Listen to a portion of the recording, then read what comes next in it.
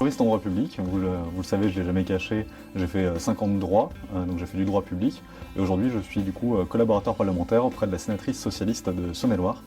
Et effectivement, comme vous l'avez dit au tout début, je suis également à côté de tout ça officier de réserve, mais effectivement officier de réserve c'est pas un métier, c'est un engagement parallèle.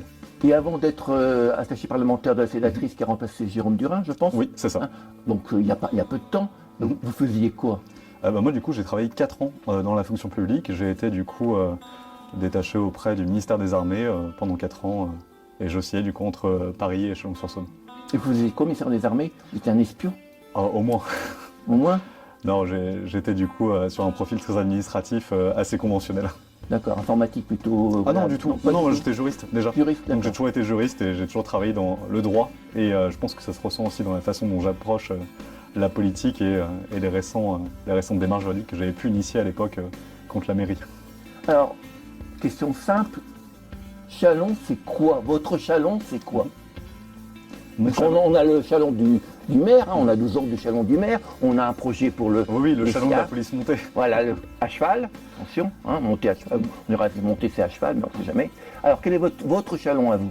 Moi, mon Chalon, mais ça je l'ai déjà évoqué aussi plusieurs fois, c'est en fait le souvenir surtout avec mes grands-parents et mes parents, quand on se balade en fait dans les rues piétonnes, aussi quand on allait au parc des Biches. Finalement aussi les vacances avec mes grands-parents, donc j'ai passé beaucoup de temps aussi en vacances près de mes grands-parents ici, qui étaient à 2 pas de la rue Morinet. Et c'est ces souvenirs-là de quand je suis passé de la rue Morinet, du coup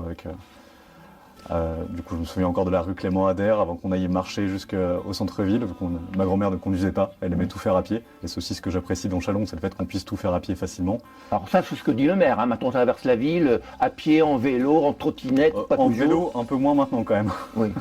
Bon, après, on peut traverser Chalon en vélo, mais il faut voir l'état des pistes cyclables qui sont quand même dénoncées par toutes les associations cyclistes de Chalon. Alors ça, c'est votre passé, c'est votre ancrage chalonnais, hein, parce que vous êtes parti après Chalon, vous êtes parti pour des raisons de vos parents à Lyon, hein, parce que vous êtes parti à Paris. Donc alors, ça c'est l'ancien Chalon, votre Chalon de 2026 à 2032. 33 même. 33, oui, c'est vrai. Non, puis même d'avant, vu que je suis pas revenu en 2026. Oui, vous êtes revenu quand alors à Chalon? Moi du coup je suis revenu en 2022. Ouais. En fait ça va faire 4 ans que du coup je suis revenu ici. Après j'ai toujours effectivement, j'ai fait quand même pas mal de trains, je vais pas mentir, entre 2022 et 2026. Et là j'ai reposé du coup mes valises définitives en 2022. Et finalement mon Chalon du quotidien c'est... j'ai habité à Citadelle, je parle au passé puisqu'en fait mon logement a subi un incendie, c'était du coup à l'intersection entre la rue Saint-Alexandre et la rue de la Citadelle, donc le logement qui a brûlé il n'y a pas si longtemps que ça. Donc en fait c'était une vie de quartier, et là j'étais à l'Assemblée Générale de quartier hier encore de Citadelle, une quartier très simple, hein, à Citadelle c'est le petit village dans Chalon, et puis après je descendais et on descendait naturellement à pied jusque dans le centre-ville, et c'est... Enfin, une vie simple à Chalon, dans des bars, dans des restaurants. On a quand même la chance d'avoir de nombreux restaurants qui sont plutôt sympathiques. J'aimais beaucoup passer du temps, et j'aime toujours d'ailleurs, même si j'ai beaucoup moins de temps, il faut être honnête, rue de Strasbourg. Et vous avez une tante qui est restauratrice? Oui.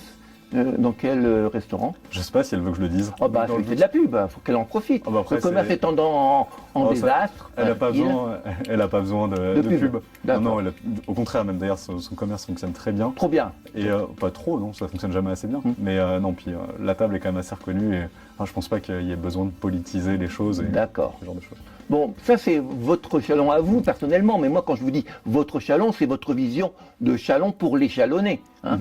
Parce que, bon, c'est vrai, si vous êtes maire, ça va être votre ville. Ah, puis surtout, pas que d'un quartier. Et c'est ce qu'on reproche avec Châlons en commun depuis le début, c'est que là, aujourd'hui, le maire de Châlons, c'est surtout le maire du centre-ville de Châlons.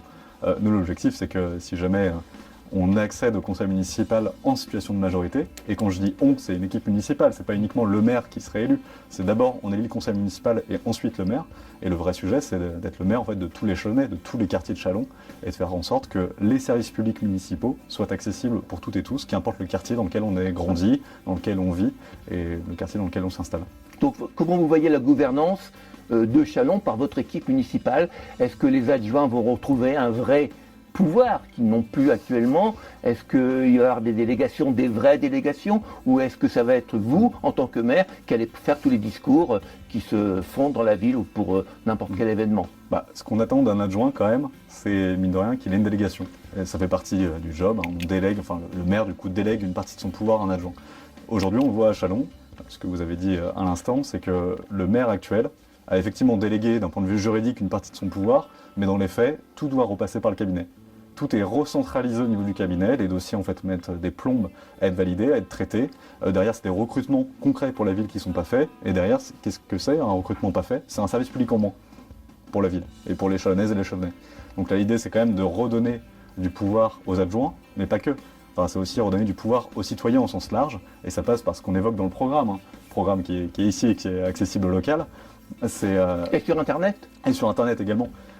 Mais c'est redonner du pouvoir aux citoyens à travers les commissions extra-municipales. En fait, l'idée, c'est que derrière chaque adjoint, il y ait à la fois effectivement des conseillers délégués qui soient dédiés sur une thématique pour travailler en groupe de travail, assez conventionnellement, mais surtout que des représentants d'associations, des citoyens, des personnes qui veulent s'investir en fait pour la ville, même y compris après les élections municipales, l'idée c'est que les commissions extra-municipales ne sont pas figées à l'instant T, mais puissent venir en fait appuyer de leurs compétences et de leur expertise les adjoints, à travers ces commissions qui en fait sont définies dans le Code général des collectivités territoriales et permettent en fait de consulter en amont de chaque délibération en fonction de la thématique choisie. Est-ce que les quartiers de Châlons auront une part d'autonomie financière? C'est-à-dire qu'il y a le budget de Châlons et il est prévu par certains candidats de donner à chaque quartier qu'il va gérer lui-même avec l'adjoint désigné qui va gérer le quartier. Est-ce que vous, dans votre projet, ça va dans le même sens ou pas du tout?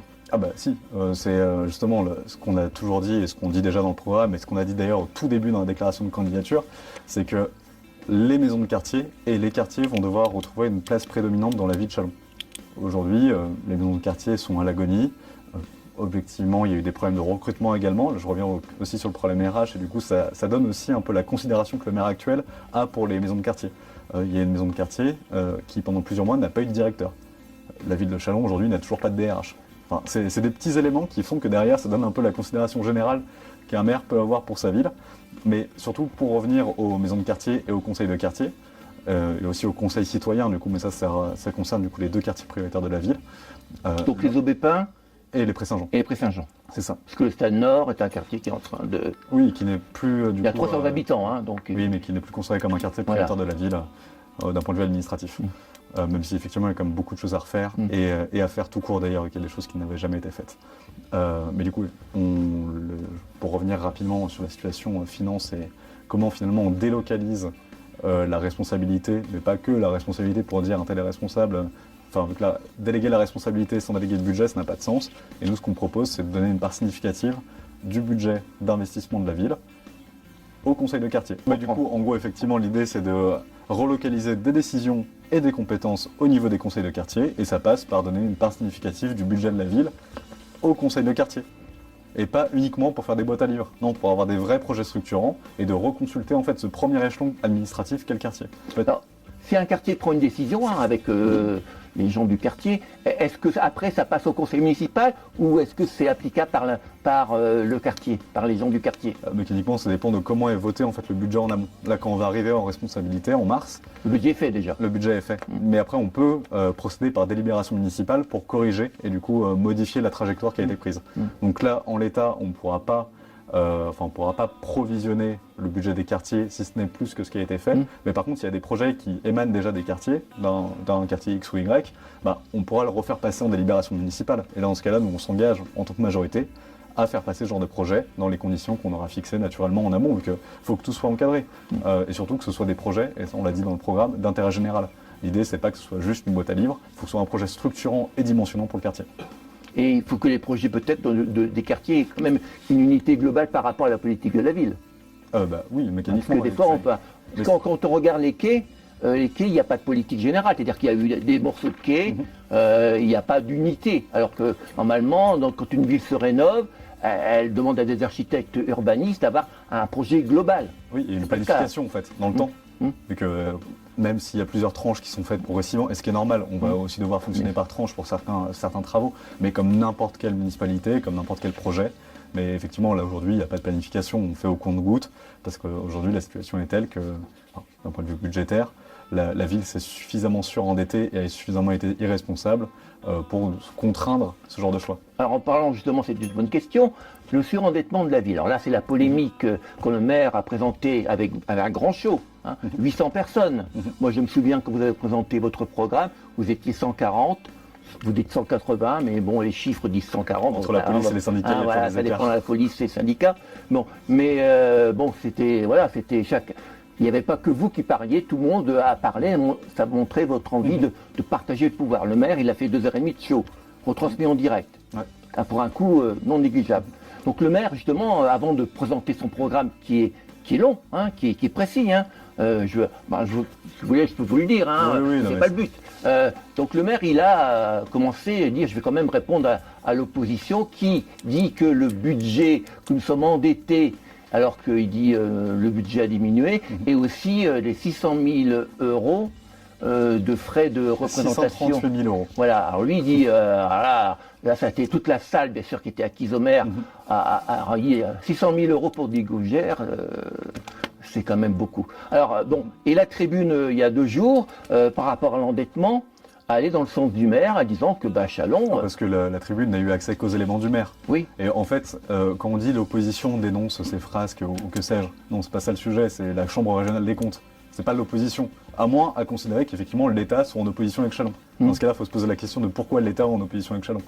Là, c'est juste un problème de dissonance cognitive et il n'est plus dans le réel, là, en l'état. Et pour l'histoire des gougères, les 638 000 euros ne concernent effectivement pas que des gougères, mais concernent en fait le budget des fêtes et des réceptions et les honoraires qui sont liés à ces 2 items-là.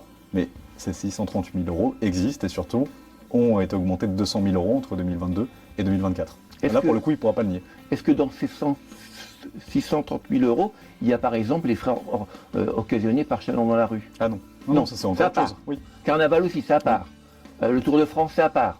Le Tour de France, c'est pas encore budgété, je crois. Non, mais ça a été fait il y a 2-3 ans, parce qu'il est passé. C'était il y a plus longtemps. Ça a été fait déjà. Donc c'est uniquement des réceptions... Et fêtes diverses, mais dans tous les cas, il y a un tel manque de transparence que le budget n'est jamais ventilé correctement. En fait, au-delà de cette ligne-là, tout est flou. D'accord. Donc vous réfutez de nouveau ce que dit le maire, que lui dit 100 000 euros. S'il a payé 100 000 euros de gougères, c'est quand même un sujet. Oui, c'est quand même cher. 100 000 gougères par an, 100 000 euros de gougères par an. Ça fait beaucoup. Oui. Ça dépend, c'est beaucoup. Alors je vous rappelle quand même que le maire proclame haut et fort que la ville de Chalon est extraordinaire, puisqu'elle fait 1000 manifestations par an. La ville ou les associations qui composent la ville? Ah bah oui, la ville, mais la ville, c'est tout. C'est les Chalonnais, c'est les adjoints, les associations. Oui, mais du coup là, en fait, il revendique le bilan d'associations qu'il a certes en partie subventionnées, mais surtout dont il a sabré la plupart des subventions. C'est surtout ça la réalité. Là, les 100 000 euros dont on parle, si jamais on se limite à ce chiffre-là ou les 138 000 euros, c'est uniquement hors subvention. C'est uniquement la ville de Chalon qui dépense de l'argent. Alors, on parle d'associations, il y en a beaucoup. Oui. Et le maire, depuis qu'il est élu, c'est le cœur de la ville, on est tous d'accord. Ah, oui, s'il n'y a pas d'association, il y a des fêtes organisées par la ville, c'est tout ce qui est sportif, culturel, c'est les associations qui les portent. C'est vrai que leur budget, dès 2014, à l'élection de Gilles Pattray, ont été diminués de 25%. Pour payer les gougères. Voilà, et on avait droit à des stages, certes, mais les associations, elles ont besoin d'argent. Alors comment vous voyez le rôle des associations et comment vous voyez leur pouvoir par rapport à la vie associative? Parce que moi je suis une association aussi, je dépose un dossier pour avoir un budget, et il y a une commission, faite de qui? On ne sait pas, qui prend des décisions sur quoi? Sur quelle politique de la ville, on ne sait pas. Et moi, j'avais demandé il y a 6 ans aux différents candidats que dans cette commission qui gère les budgets, qu'il y ait des associations. On voit ce qui se passe, qui décide, quels sont les critères. Alors vous voyez ça comment? Là, vous répondez en partie à la question du coup. Bah justement, Non, mais il y a deux sujets. Voilà. Donc, Pour moi, il y a deux sujets. C'est d'abord la transparence de la décision. C'est du coup sur quels critères on se base pour donner une subvention ou non. Là, aujourd'hui, les critères sont assez opaques, pour pas dire totalement. totalement opaque. Et c'est effectivement, en fait, il y a un sujet sur, ça reste de l'argent public. Effectivement, le conseil municipal est élu, mais derrière, en fait, si on ne donne pas des raisons objectives de savoir pourquoi une subvention est versée ou non, ça reste problématique au sens démocratique du terme. Et après, il y a une autre question, c'est la temporalité pour les associations, comment finalement on sécurise une association dans le temps, parce qu'en fait, il y a beaucoup d'associations qui emploient des personnes, je pense notamment, typiquement, à des clubs sportifs qui ont besoin de personnes employées pour faire tourner le club, comment on les sécurise juridiquement dans le temps, et ça passe par des contrats d'objectifs pluriannuels. Et là, du coup, pour certaines associations d'intérêt général, nous, ce qu'on propose dans le programme, c'est de permettre à une association d'avoir une lisibilité financière en matière de subventions à travers des objectifs déterminés en amont et surtout en concertation avec la mairie. Et normalement, ça devrait aussi permettre aux associations de se développer et surtout de mieux fonctionner et de mieux coopérer et se coordonner avec la mairie. Mais est-ce que vous voulez donner quand même aux associations un petit peu de pouvoir dans les décisions qui sont prises par la ville, qui les concerne? C'est l'idée des commissions extra-municipales qu'on a évoquées au tout début.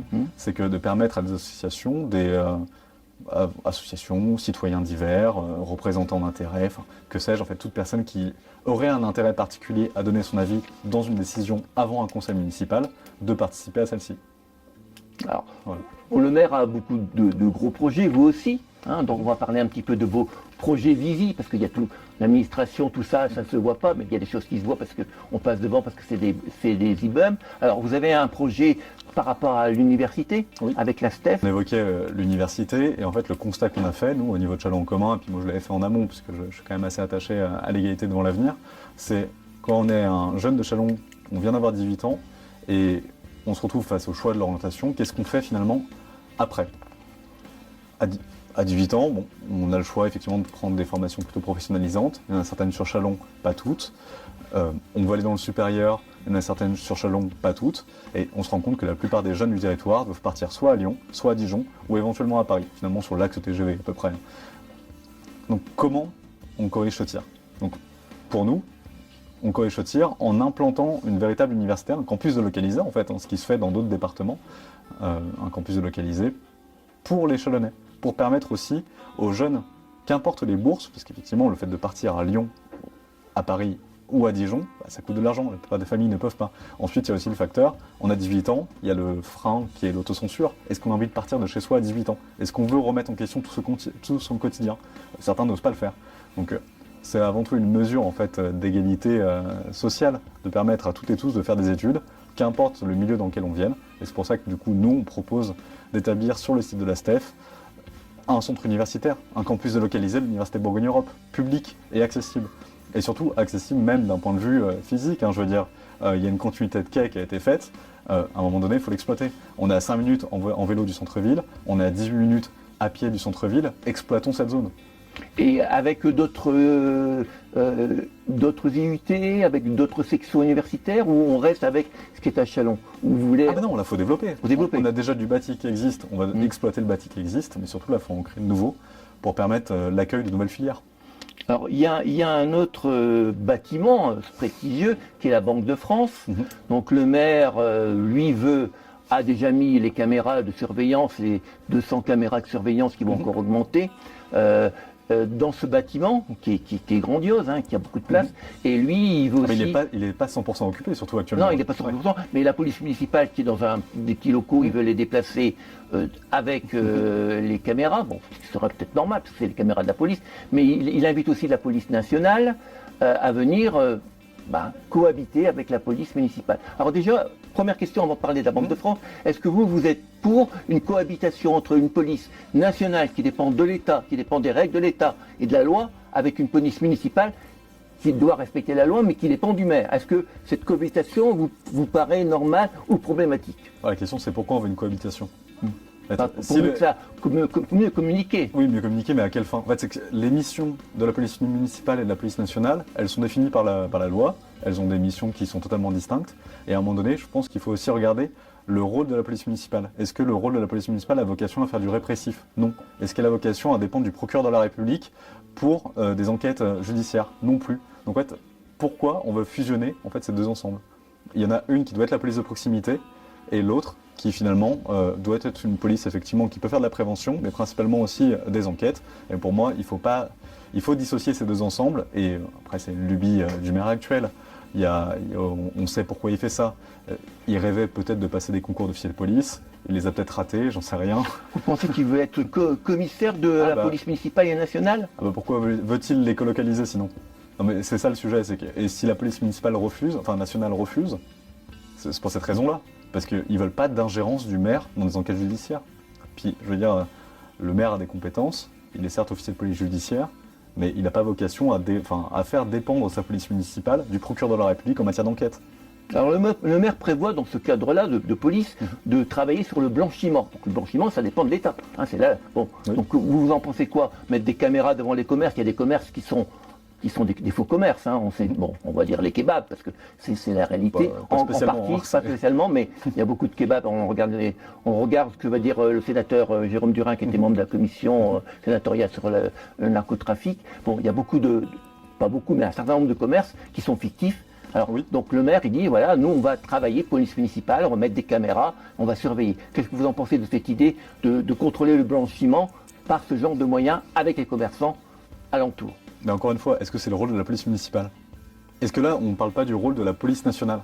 En fait, c'est ça le problème, c'est que là aujourd'hui, les désengagements de l'État font que la police municipale, ou en tout cas en fonction des lubies d'un tel ou de tel élu, veut compléter l'offre du coup sécuritaire et surtout remplacer ce que fait la police nationale. Mais aujourd'hui, il faut surtout se rendre compte d'une chose, c'est que la police municipale doit être une police de proximité.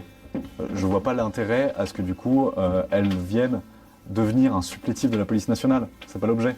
Donc là, après, derrière, c'est des budgets municipaux qui sont mobilisés au profit de la police nationale, encore une fois, alors même qu'aujourd'hui, plus personne ne fait de prévention. Et nous, du coup, c'est une des propositions qu'on a dans notre programme.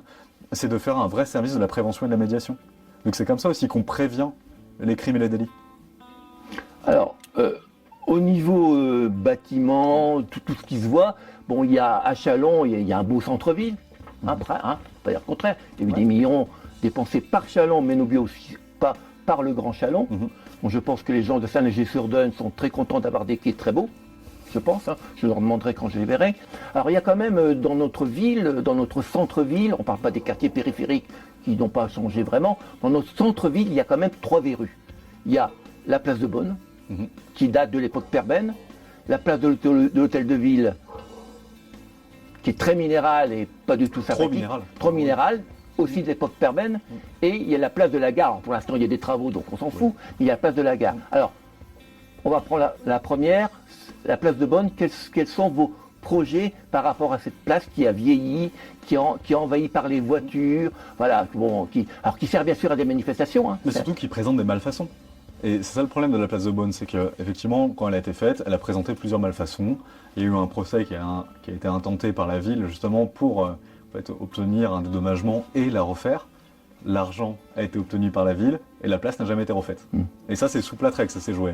Donc là, en fait, aujourd'hui, Plâtret a récupéré de l'argent, on a fait autre chose, mais finalement, a laissé la place de Beaune dans le même état. Alors, vous la voyez comment, cette place de Beaune, en 2026, 27, 28, parce qu'il faut du temps, hein. Ça pas... Alors, déjà, vous la voyez comment? Il faut regarder les enjeux qui vont se présenter à l'avenir. Enfin, le réchauffement climatique, on le voit, et surtout les gros épisodes caniculaires. En fait, il faut des espaces de fraîcheur, et les espaces de fraîcheur, ça passe comment? En fait, ça passe par de la verdure, en fait, tout simplement. Enfin, que ce soit des arbres ou des arbustes en fonction de ce qui est en fonction du bâti et de ce qu'on peut faire, vu que la place de Beaune aussi est une véritable porte d'entrée vers le centre-ville. Il ne faut pas briser les lignes ni quoi que ce soit. Mais le sujet, c'est permettre en fait, d'avoir des îlots de fraîcheur. Et je pense qu'effectivement, sur ces places-là, et là, les 3 qu'on a évoqués, ces 3 places-là devront être des îlots de fraîcheur à l'avenir. Et des espaces où en fait, on peut stationner en tant que personne, pas en tant que voiture. Parce que bon, le maire lui aussi dit qu'il va mettre des arbres. Voilà, mais il a eu 12 ans pour le faire. Oui, mais les arbres, ça pousse très lentement. Oui, il n'en a pas mis quand même. Voilà. Et lui, il dit que par contre, par rapport au stationnement, et aussi par rapport à la place où il y a le kiosque qui veut déplacer de 50 mètres pour le mettre en face au palais de justice. Lui dit qu'il ne va pas modifier. J'ai hâte de voir à quel moment les architectes des bâtiments de France vont dire oui, mais. Oui, ça c'est un autre problème. Mais lui, il ne veut pas déplacer le nombre de, il veut pas diminuer le nombre de places de voitures. Donc vous voyez ça comment vous? Il y a encore des voitures ou il n'y a plus de voitures? Non, mais la place de Beaune, le triangle dont on parle, il n'a pas vocation à être un parking. Là, il l'est, mais de façon, je ne sais même pas pourquoi c'est autorisé, mais normalement ce n'est pas un parking. Ça n'a jamais été, ou alors feu il y a quelques temps, mais je veux dire, on ne va pas rétablir cette place comme un parking. Non, ça va être un espace de fraîcheur, un espace où on peut se poser, et c'est un véritable entrée de ville où on doit pouvoir juste être bien et se sentir à l'aise. Et aujourd'hui, c'est pas le cas. Je veux dire, c'est une place minérale dans laquelle l'été on crève de chaud, personne s'y stationne. Pareil pour l'hôtel de ville, parce que l'hôtel de ville, alors le mec des arts, ça va être compliqué, parce qu'il y a un parking, donc il faut mettre des gros, comme à Dijon, ça veut dire qu'il faut mettre des gros. Il y a plein de dispositifs qui peuvent exister et qui peuvent permettre quand même de ramener de la fraîcheur, parce qu'en fait, un arbre, quand on est à côté, c'est à peu près 2 degrés d'écart en ressenti et surtout en fraîcheur générée. Donc c'est quand même pas anodin et il y a des dispositifs qui existent pour répondre à ces besoins. Par rapport à l'islam et par rapport aux propos du maire, vous dites à un moment donné à France Inter que Châlons est connu depuis 2014 par les propos excessifs du maire, et les premiers propos qui ont fait polémique dans tous les médias, c'était la suppression du repas de substitution pour les jeunes qui ne voulaient pas manger du porc. Donc, vous, par rapport à cette islamisation de la ville, c'est vous qui le dites. Ça, c'est lui qui le dit. Ah oui, d'accord. Moi, je dis ce qu'il vous dit. Voilà. Qu'est-ce que vous en pensez, vous? Parce que bon, là, il nous a parlé beaucoup d'Iran, puisqu'il est président de France 2050. Et moi, j'ai pas beaucoup entendu par rapport. Il est président et seul membre de France 2050. Ah non, parce qu'il y a quand même des experts, des pointures, enfin, c'est ce qu'il dit. Moi, je m'étonne de ne pas l'avoir entendu protester contre le massacre du 8 et 9 janvier des étudiants, des civils iraniens, plus de 35 000 tués par des armes de guerre. Je croyais qu'il allait descendre, faire un je sais pas, une banderole, une banderole, ou sur la mairie, ou faire une manifestation. Il peut, en tant que citoyen. Bon, alors vous en pensez quoi de ce côté islamisation qui sont là, les islamistes? Voilà. Il dit quand même qu'il aime les musulmans, mais il n'aime pas l'islamisation. En fait, le vrai sujet, c'est qu'il y a un cadre légal en France qui a été institué en 1905, qui sépare l'État de l'Église et qui du coup instaure la laïcité. La laïcité, c'est juste que l'État doit être neutre au regard des religions. On ne distingue pas un citoyen en fonction de sa foi. Ça, c'est le cadre de base. Derrière, ça implique aussi d'autres choses. Du coup, pour un croyant, il n'a pas le droit aussi de faire de prosélytisme en tant que tel. Il n'a pas le droit de contraindre quelqu'un à une foi aussi. C'est une loi de liberté dans les deux camps, à la fois pour les croyants et ceux qui ne le sont pas. Et donc, à partir de ça, l'action du maire aussi, c'est de jouer l'apaisement. Ce que j'ai dit d'ailleurs sur France Inter, c'est que là aujourd'hui on arrive à placer Châlons sur une carte uniquement parce qu'il arrive à opposer les Chalonnaises et les Chalonnais entre eux. Donc la question c'est... Je vois quand vous parlez du maire, ça vous irrite. Non, mais le vrai sujet là-dessus, c'est que c'est à jouer l'opposition permanente, la guerre des religions en permanence. Je ne vois pas à quelle fin c'est fait, si ce n'est à des fins électoralistes. Aujourd'hui, le maire, si ce n'est agiter la marionnette de l'islamisme, mais je ne pense pas que ce soit la menace principale à Chalon-sur-Saône. Enfin, il y a d'autres sujets qui sont bien plus préoccupants, comme le narcotrafic, mais qui concernent du coup toute la France. Mais le sujet principal, là, c'est pas ce chiffon qu'il agite. Là, c'est juste un moyen de détourner pour séduire une partie de l'électorat d'extrême droite, on peut le dire tel quel, mais à des fins purement électoralistes. Et du coup, il instrumentalise la laïcité à ce titre, alors que c'est avant tout, comme je le disais, une loi de liberté et une loi justement de protection, à la fois pour les croyants et les non-croyants. Alors maintenant, on va passer un petit peu au niveau culturel.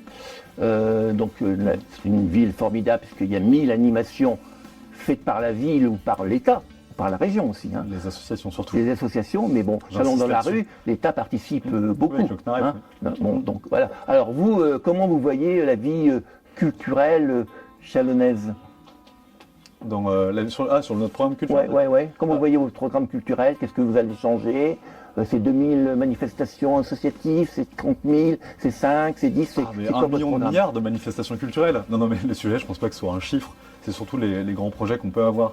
Là, en l'état, le maire actuel a comme projet, effectivement, de se servir de l'ancien hôpital comme du futur musée Niepce. Le projet coûte entre 80 et 90 millions d'euros. Il l'annonce dans la presse, c'est un projet pour 2 mandats. Bon, est-ce qu'il se voit encore pendant 2 mandats, maire de la ville? On l'espère pas, nous, ici, dans ce local. Mais le vrai sujet, c'est quel projet culturel et quels moyens on met derrière pour l'ensemble de la ville. D'abord, pour le musée Niepce, il faut sécuriser le site et surtout les réserves. Aujourd'hui, en matière de réserve photographique, la ville de Châlons dispose de quasiment le plus grand fonds de photos et de fonds d'artistes, je parle, d'Europe. Le plus grand fonds, effectivement, de France, sans aucun doute. D'Europe, ça doit jouer entre dans le top 3 à peu près. Il n'y a pas de statistiques officielles là-dessus. Mais du coup, c'est quel projet on a pour ça? En fait, c'est déjà de sécuriser la réserve. Et surtout, après, de prévoir aussi l'agrandissement, de la rénovation de ce genre de musée. Mais surtout, ça passe par quoi? Ça passe par refonder le modèle même du musée, au sens juridique du terme.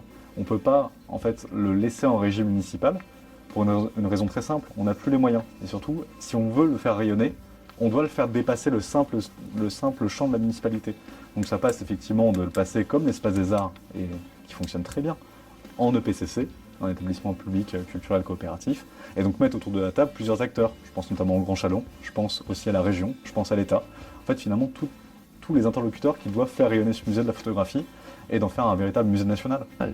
Alors donc le maire a un autre projet, 2 autres projets, un musée d'art contemporain qui sera dans l'hôtel de l'Europe qui est rue du Port-Villiers, qui est un hôtel qui est délaissé depuis X années, et la collection d'art contemporain, ça sera un don. Donc, premier projet. Oh non, c'est pas un don. C'est ce qu'il dit. Oui, effectivement, c'est un artiste qui a effectivement donné une partie de ses œuvres, Oui. Mais derrière, c'est du frais de fonctionnement pour la ville qui va arriver, pour des œuvres, finalement, est-ce qu'on a besoin de ça aujourd'hui? Est-ce qu'il ne faut pas plutôt mettre en avant la photo dans le cadre du bicentenaire de la photographie, plutôt que de rénover l'hôtel de l'Europe qui est totalement à l'abandon, qui va nous coûter une fortune? Je pense qu'il faut aussi qu'on priorise en fonction des véritables besoins, et je ne pense pas que ce soit le besoin culturel prioritaire, soit ce musée-là. Donc ce projet-là, vous n'êtes pas d'accord? Ah bah non. Et puis l'opposition à l'époque, d'ailleurs, c'est à voter contre. D'accord. Ou c'était absolu. Alors il y a un autre projet qui est très ambitieux et qui est très beau, hein. C'est Châlons, qui est capitale des forains depuis le Covid, décision du maire, et des forains. Mais maintenant, Châlons serait capitale de la Saône. Donc avec un bâtiment dédié, on va montrer un peu la diversité, qu'est-ce que c'est que la Saône, qu'est-ce qu'on y trouve, éventuellement avec un restaurant de poissons, et ça serait donc dans les pompes élévatoires de la place Thévenin, c'est-à-dire sur l'île Saint-Laurent. Vous, ça vous excite d'avoir ça ou pas du tout? Écoutez, le maire actuel voulait renommer Châlons en Bourgogne. Finalement, il s'est rendu compte que c'était pas possible. Du coup, il se dit, faut que je sois capitale de quelque chose. Donc, maintenant, c'est Chalon-sur-Saône, du coup, capitale de la Saône. Après, en fait, c'est que le problème, c'est qu'il fonctionne à la lubie. Il a un jouet, il en veut de nouveau. Donc, est-ce que c'est ça l'objet d'une mairie? Je suis pas certain. Mais est-ce que la Saône ne mérite pas un peu mieux qu'est-ce qu'elle a actuellement? Bon, à part les quais, c'est ce qu'on évoque dans notre programme. En fait, c'est comment on replace la Saône au cœur de la ville. Et c'est pas, on fait pas de la capitale de la Saône à partir d'un bâtiment. On fait de la capitale de la Saône en l'exploitant. Et quand je dis exploiter, c'est par exemple en faisant du canoë-kayak dessus. C'est en fait en réactivant tous les leviers sportifs qu'on peut mettre à disposition. Et donc là, en l'état, on a déjà des clubs qui l'exploitent, mais pas suffisamment. Je veux dire, on pourrait aussi imaginer ça dans le cadre d'activités sportives scolaires, ou même périscolaires. Et en fait, c'est comme ça qu'on réutilise la Saône. C'est pas uniquement en faisant un bâtiment et en faisant un restaurant de poissons. C'est aussi en exploitant ce qu'on peut faire sur la Saône et aux abords de la Saône.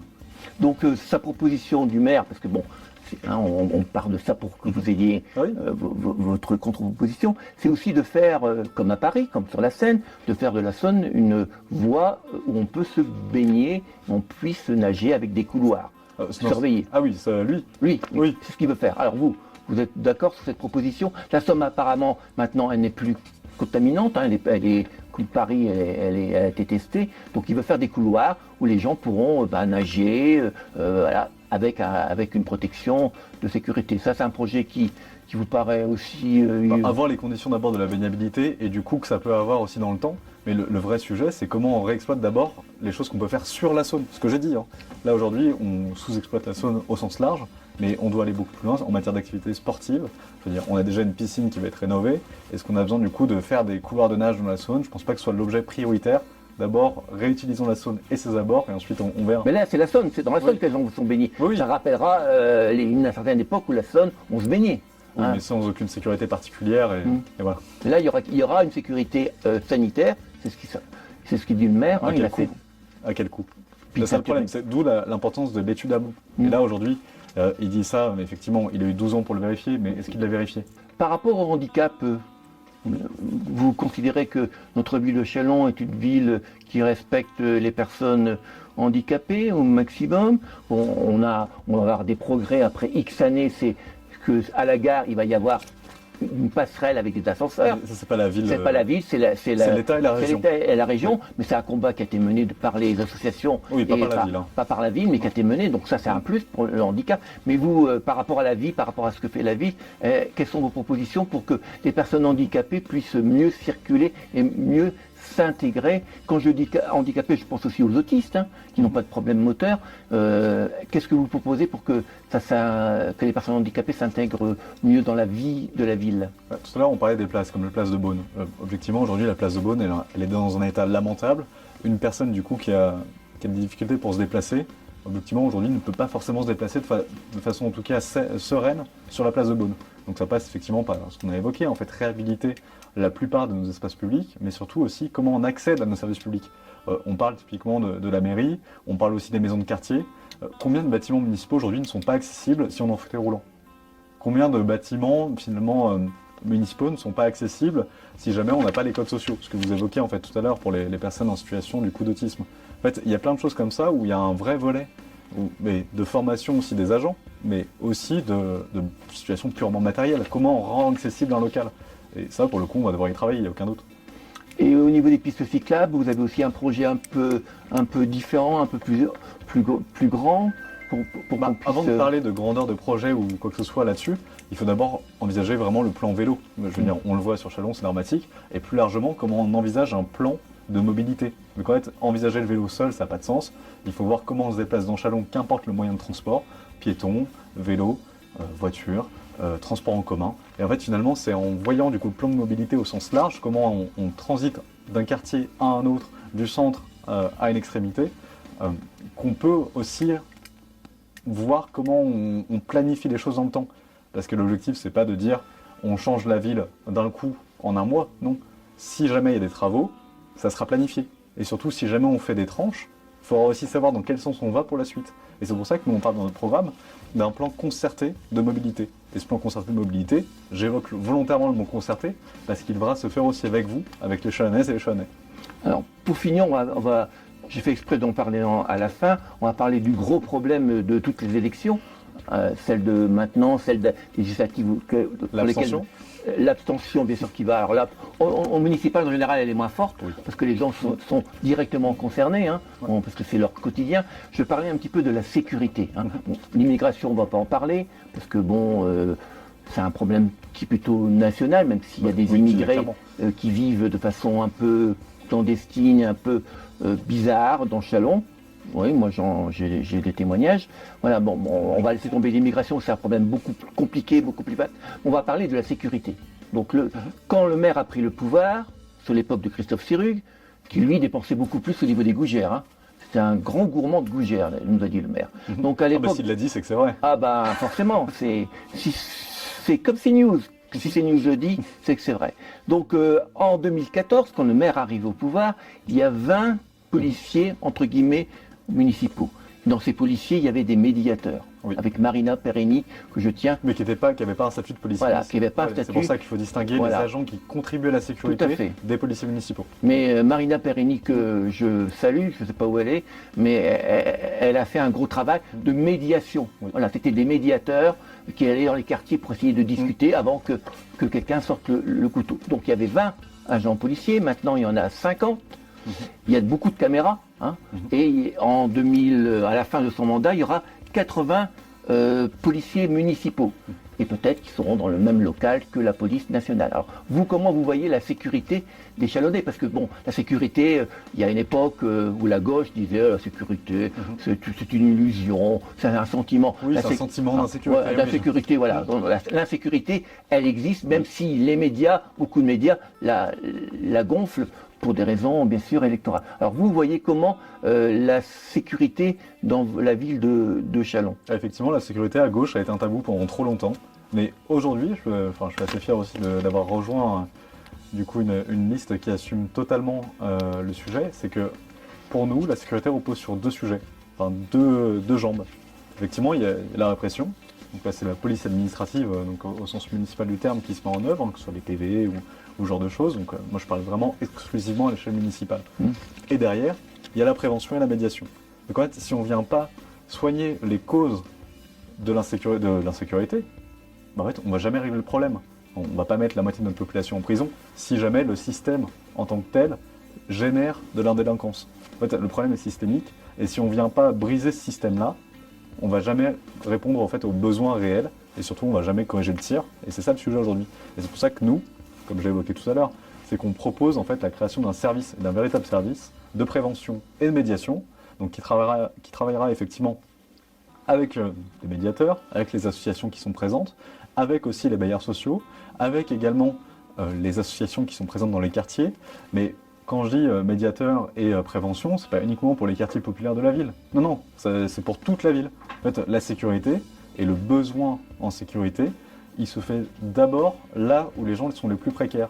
Et donc c'est pour ça qu'il faut que tout le monde puisse être concerné, et la précarité, elle ne se situe pas que dans les quartiers populaires.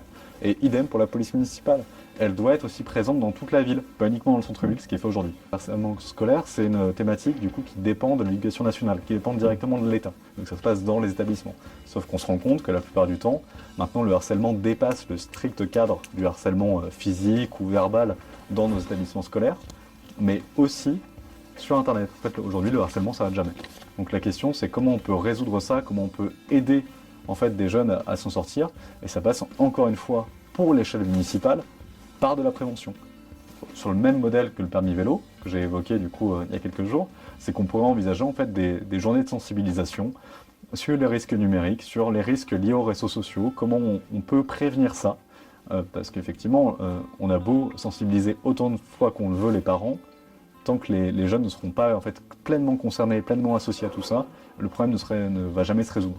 Mais concrètement, ça veut dire quoi ces journées numériques? Est-ce que c'est voilà, un jour on dit ces journées numériques, viens qui veulent, ou est-ce que c'est organisé avec l'éducation nationale? Mais comme le permis vélo. En fait, le permis vélo, c'est par exemple un policier municipal qui vient dans une classe, en fait, il faut aller vers. En fait, si on ne va pas vers les gens, ils ne viendront jamais naturellement vers nous. Et donc là, l'idée, c'est de faire la même chose pour tout ce qui est relatif à Internet. Comment finalement on se déplace en sécurité, comme pour le vélo finalement, comment on se déplace en sécurité sur la route, mais là finalement comment on se déplace en sécurité sur Internet. Alors dernière question, le maire nous a parlé que Châlons, bientôt, aurait une chaîne de télévision. Ça vous a pas... Elle s'appellerait pas Châlons TV? Non. Pas du tout. Alors non, pourtant ça fait 10 ans que je lui parle, que je lui dis, mais apparemment, voilà, il aura une chaîne de télévision positive, attention. On soit bien d'accord. Hein. Ah ben c'est positif alors. Voilà. Ça sous-entend que les autres ne le sont pas, même celle où il va tout le temps? Ah ben oui, il faut que ça soit positif. Alors en fait, quand on regarde bien, le mot chaîne de télévision est un peu excessif, puisque ça sera 1h30 de vidéo de production confiée à qui, on ne sait pas, par mois. Une chaîne qui fait 1h30 de diffusion, c'est pas une chaîne. Hein. Bah, bon. C'est comme finalement les commissariats qui ont été mis en place par la mairie. C'est quelques heures par semaine. Voilà. Alors, le maire a dit qu'il allait augmenter le temps d'ouverture et qu'à Ouzobépin, il y aurait un nouveau commissariat de police ouvert beaucoup plus largement. Ce qui serait intéressant, c'est qu'au niveau municipal, il y a une commission indépendante qui dit voilà, en 2022, en 2020, vous avez dit ça, maintenant on regarde ce que vous avez fait. Vous expliquez pourquoi vous ne l'avez pas fait. Parce que c'est facile. Bon, après, il y a eu le Covid, etc. Il y a eu bon, mais ce serait intéressant. Le Covid a bon dos quand même sur 12 ans de mandat. Hein. Oui, sur 12 ans de mandat. Alors, vous, cette chaîne de télévision, là, vous en pensez que... Alors, ça va être en fait une chaîne d'événementiel. On va nous dire Châlons dans la rue, etc., etc. C'est une chaîne, ça va un petit peu être une sorte du magazine municipal, mais en vidéo. Bon. Bah, la question, est-ce qu'il n'y a pas déjà un service vidéo au sein de la mairie? Si, mais il ne sait pas où diffuser. Donc, mais il y a des réseaux sociaux qui existent. Oui. En fait, on diffuse déjà, enfin la ville diffuse déjà des images. Est-ce qu'il y a besoin du coup d'un nouvel outil de propagande? Je pense pas. Et pourquoi faire? Pourquoi en fait redépenser de l'argent dans des efforts de communication, si ce n'est pour exister publiquement en tant que personne? Et en fait, c'est ça le sujet. C'est que là aujourd'hui, ils cherchent à exister publiquement en tant que personne à tout prix. mais littéralement à tout prix, parce que c'est aussi, ça encore une fois, c'est du budget de fonctionnement qui va être dépensé pour ses efforts personnels, enfin pour ses efforts, enfin pour en tout cas sa propre personne. Est-ce que ça va mettre en avant la ville?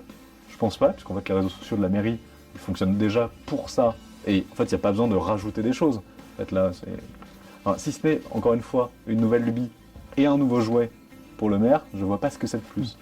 Alors Dijon avait essayé il y a quelques années de faire une vraie chaîne de télévision avec des émissions, avec des reportages. Oui. Hein. Bon, au bout de quelques années, vu le coût Oui. annuel, bon, le maire à l'époque, François Rebsamen, avait dit bon, on arrête parce que déjà elle n'est pas très bien vue, puis en plus ça nous coûte énormément. Donc c'est vrai qu'il y a les réseaux sociaux qui sont gratuits. Donc voilà, Et qui sont déjà bien suivis en fait. Il n'y a pas besoin de créer un nouveau besoin. Mm. D'abord, exploitons pleinement les outils directs que nous avons à notre disposition, donc les réseaux sociaux qui sont gratuits, et aussi le journal municipal tout court. Enfin, je veux dire, tout existe. En fait, les outils sont là, il reste juste à s'en servir. La majorité de la liste n'est pas encartée, et surtout, ce sont des citoyens. Des gens qui sont engagés associativement dans Châlons, que ce soit dans des associations partisanes et citoyennes, que ce soit dans des associations sportives, que ce soit dans des secteurs culturels. En fait, globalement, la liste, certes, il y a des partis politiques qui la soutiennent, mais c'est surtout une liste citoyenne, mais d'union, pour Châlons. Alors est-ce que, comme dit le maire de Châlons, est-ce que c'est une liste exceptionnelle? Bah, naturellement, c'est la nôtre. D'accord, voilà. Donc toutes les listes en fait sont exceptionnelles. Non, mais surtout la nôtre, puisqu'en fait, il y a quand même une diversité de profils que bon, On verra demain. Je vais pas spoil, mais qui est assez importante. Et surtout, là, pour le coup, c'est pas juste une liste pour faire joli. C'est pas juste une liste pour dire on a coché tous les quartiers de la ville, ce qu'a fait le maire en place.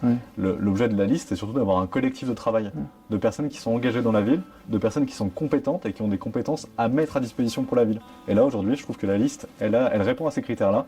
Et ce collectif de travail-là, s'il aboutit, peut quand même donner du coup une belle équipe municipale et surtout une équipe municipale qui travaille. Parce que être maire à 100%, c'est pas être le conseil municipal à 100%. Mais est-ce que c'est nécessaire que tous les quartiers soient membres de la liste municipale ou est-ce que c'est une nécessité pour vous? Parce que c'est ce que dit le maire. C'est le cas, du coup. Enfin, c'est le cas pour vous, c'est le cas pour on peut aussi avoir ça en ayant du coup un collectif de travail. Ça implique, enfin les deux s'opposent pas. Et heureusement d'ailleurs. L'élection municipale qui s'annonce du coup le 15 mars, ça va être une élection municipale où le premier tour sera quasiment le second tour. Ça va jouer à peu de voix. Et donc moi ce que j'invite, en tout cas j'invite tous les Chalonnaises et toutes les Chalonnaises et tous les Chalonnais à se mobiliser quand même massivement et surtout toutes les personnes qui souhaitent changer les choses à en parler. Donc en fait l'élection municipale c'est quand même la première élection, le plus bas échelon administratif, c'est l'élection la plus concrète, c'est surtout une élection de bouche à oreille. Et du coup, toutes les victoires qu'on va pouvoir mettre en œuvre une fois élu sera grâce à vous.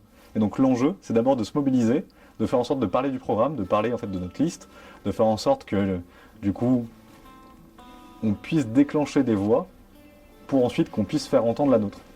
Alors, on vous reproche de ne pas faire de réunion de quartier. Hein, vous en faites? Ah bah oui, évidemment, mais surtout en fait... Ce qu'on vous reproche, hein, moi je me fais le porte-voix de ce que j'entends. Hein. Non, mais c'est qu'en fait, les réunions de quartier, comme le fait en fait Gilles Platrès, c'est que là aujourd'hui, il n'a pas de programme physique, il n'a pas de programme numérique, il n'a pas de programme si ce n'est sa personne et sa voix. Nous, pour le coup, quand on va dans nos quartiers, quand je dis nos quartiers, puisqu'en fait notre liste est diverse par les quartiers qu'on représente, en fait déjà on a un programme, et surtout on va vers, en fait on rencontre les gens. Si l'objet c'est de se rencontrer dans une salle municipale avec uniquement ses soutiens, bah en fait on a déjà le local pour ça nous. C'est pas le sujet. Vraie réunion finale, celle où on va annoncer finalement la clôture de la campagne, ça va être le 11 mars, également au Clos Bourguignon.